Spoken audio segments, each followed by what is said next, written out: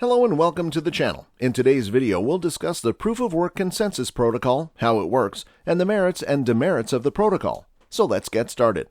Proof-of-work is a form of cryptographic proof, wherein one party, called the prover, proves to others, the verifiers, that a certain amount of a specific computational effort has been expended.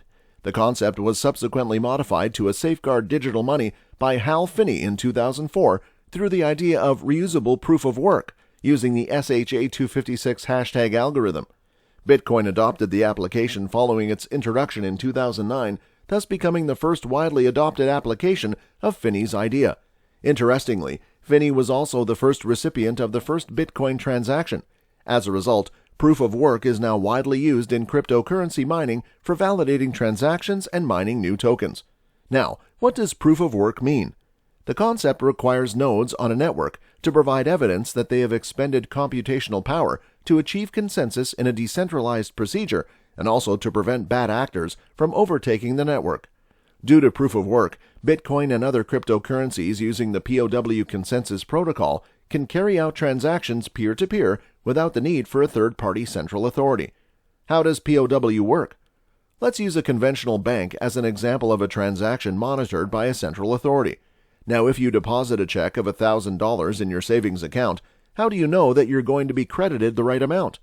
Even then, how does the person who wrote the check trust that they'll only be debited the amount stated in the check? The value of it is that all the parties in the transaction trust the bank to accurately move the money around. But middlemen like banks are fallible and susceptible to getting hacked. However, for cryptocurrencies, there's no need for such to ensure trust. Instead, the system makes use of miners and proof of work to guarantee transparent and accurate transactions. Since cryptocurrencies do not have centralized gatekeepers to verify the accuracy of new transactions and data that are added to the blockchain, they instead rely on a distributed network of participants to validate incoming transactions before adding them as new blocks to the chain. The system requires miners to compete with each other to be the first to solve arbitrary mathematical puzzles to prevent anybody from tricking the system. The winner of this highly competitive race is selected to add the newest batch of data to the chain. The winner gets rewarded, but only after other participants in the network have confirmed that the data being added to the chain is valid and correct, and the mining process starts all over again. We should mention that the purpose of proof-of-work algorithms is not proving that certain work was carried out or that a computational puzzle was solved. Rather, its purpose is to deter data manipulation by establishing large energy and hardware control requirements to do so. This process, however, is not environmentally friendly because the machines used for the mining process consume a lot of energy. Some blockchains using this algorithm have made the switch to the proof-of-stake protocol. An example of that will be Ethereum.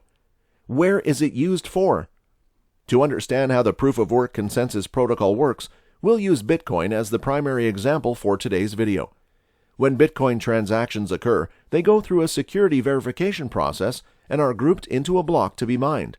Then Bitcoin's proof-of-work algorithm then generates a hash for the block. Bitcoin uses the SHA-256 algorithm, which always generates hashes with 64 characters. The algorithm aims to add a new block every 10 minutes, and to do that, it adjusts the difficulty depending on how quickly miners are adding blocks. If it's happening too quickly, the hash computations get harder, and if not, it gets easier. Miners race to be the first to generate the target, but the figure has to be below the block hash. Anything higher is wrong. Apart from that, miners also get rewarded in Bitcoin in the form of newly minted coins and transaction fees.